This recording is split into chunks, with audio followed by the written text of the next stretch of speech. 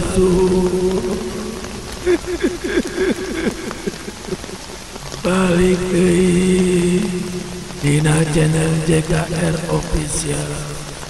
Akhirnya jamaturan itu sadaya ngeunaan carita-carita mistis abang janing juri enderewo kuntilanak dedemit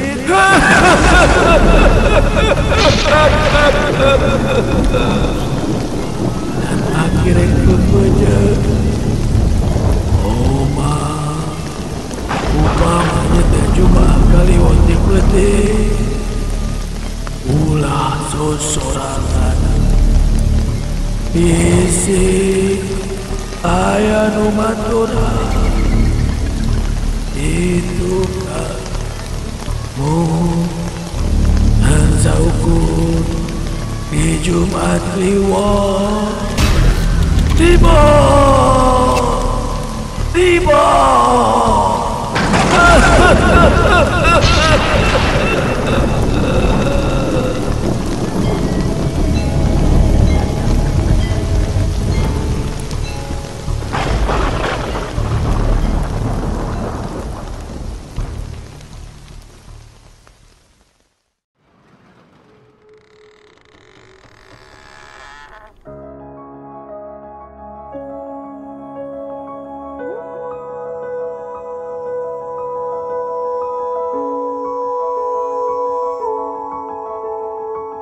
Bada maghrib kuring jeung sababaraha urang babaturan geus aya di imahna si Roni. Puguh datang ka imahna si Roni teh aya maksud anu geus direncanakeun.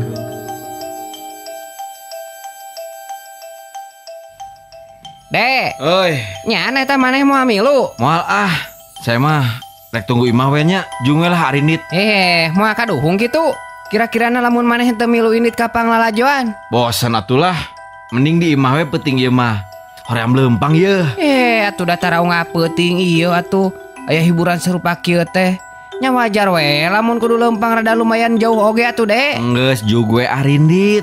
Ngan kade di jalanna bisa anu megat.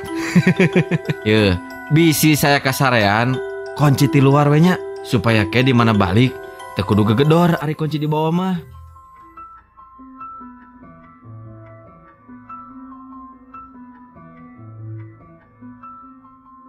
Peuting eta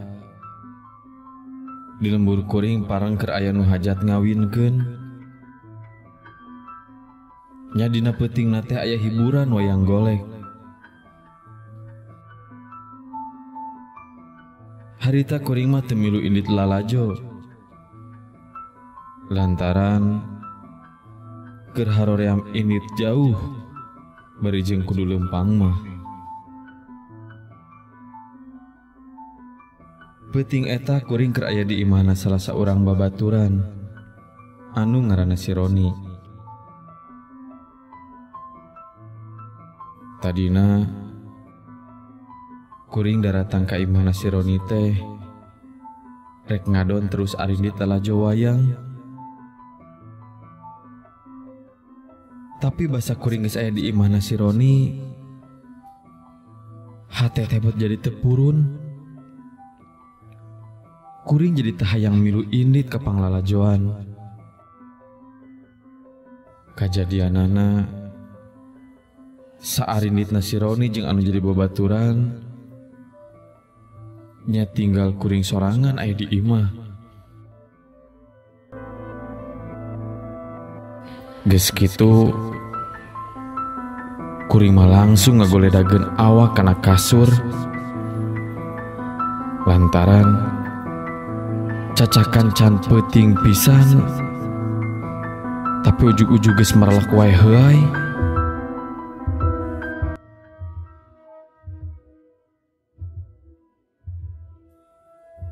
Kakarek oge mamenitan panon beureum kuring ngorejat deui hudang anu jadi lantaran kuring ngadenge di luar imah Beteragig suara anjing. Siga aya anu diudag gue eta anjing.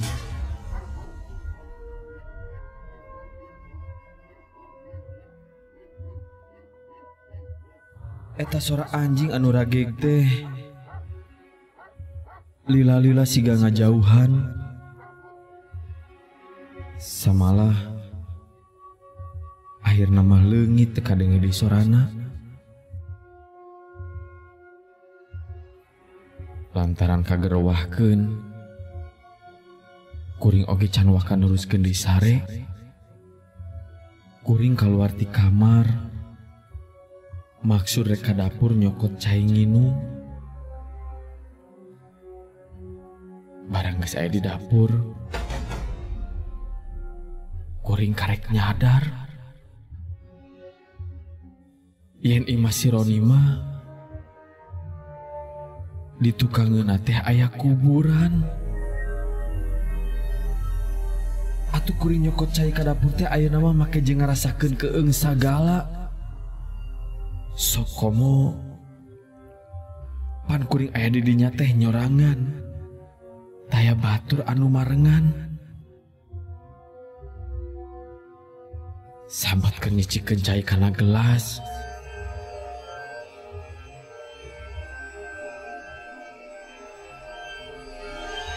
Ceuli kuring jadi curing hak lantaran karasa aya nu niup kana ceuli. Samalah teu karasa cai anu keur dikucurkeun tina teko kana gelas teh mudal. Lantaran sakedapan kuring jadi ngahuleng mikiran anu niup teh. Maksud kuring rek asup deui ka jero. Tapi ucuk-ucuk kadenge aya suara anu ngaharewos kana ceuli. Sok sanajan ngaharewos tapi atra kadenge ku kuring. Bade ka mana Kang? Bade ka mana tuh?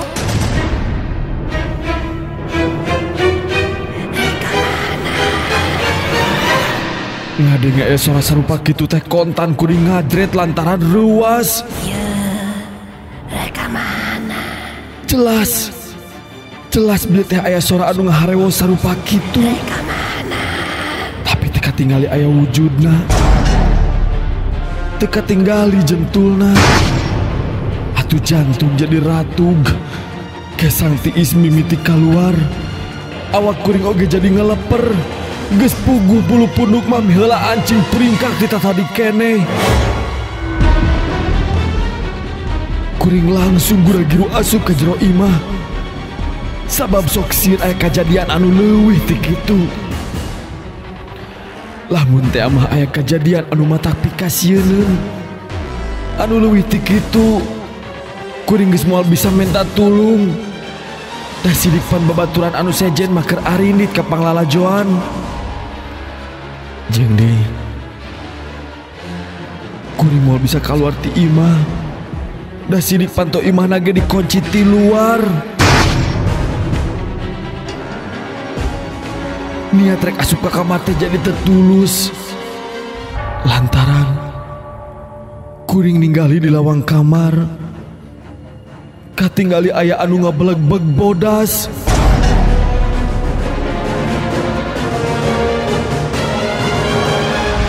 Kuring jadi undur-unduran rada ngajauhan lawang kamar. Komo beuki lila tambah jelas nu di lawang kamar teh bodas. Buukna katinggali ngarumbay. Nutupan pundukna. Eta makhluk can katinggali beungeutna. Dan angtungna nu kangen ka kuring. Kuring mundur.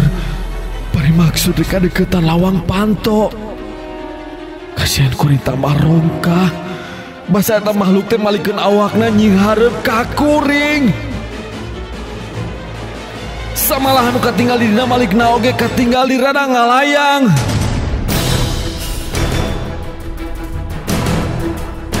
Barang nyinghareup breh katinggali. Beungeutna anu sepa bari jenggeus pareot. Panona bolotot katingali semu herang. Kuring oge geus teu noli deui kana kaayaan. Kusabab rasa sieun anu nataku. Antugna kuring gugucrak kana panto imah anu dikunci ti luar teh.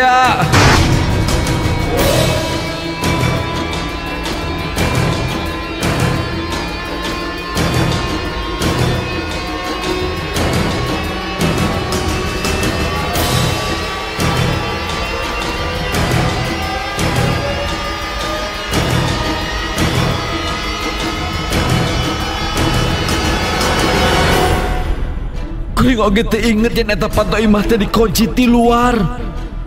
Bari jeung kuncina dibawa ku si Roni anu keur indit ka panglalojoan teh. Bari jeung soak kuring jadi gogorowokan minta tulung bari ngagucrak-gucrak panto nu hese dibuka da puguh dikunci teh. Tolong! Tolong! Tolong aya jurig!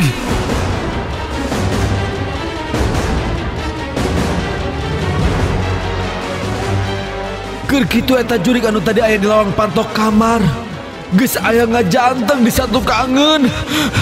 Puguh kuring beuki tarik gogorowokan minta tulung. Tolong aya jurig, tolong. Tapi sok sanajan kuring gogorowokan minta tulung oge, teh jalma anu malireh ka kuring.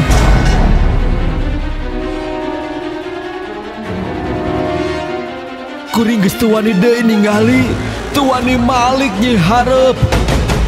Sabot kuring nukangan gitu, ujug-ujug karasa anu tiis kana punuk. Barang direret. Sing horeng nu karasa tiis teh leungeunna eta jurig. Eta jurig nyekel kana punuk kuring.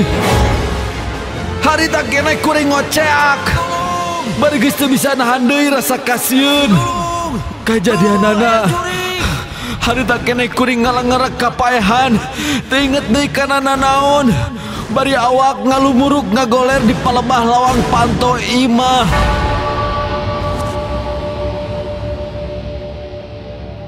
Eling-elingna deui teh sanggis karasa aya nu ngaguyah-guyah kana awak kuring.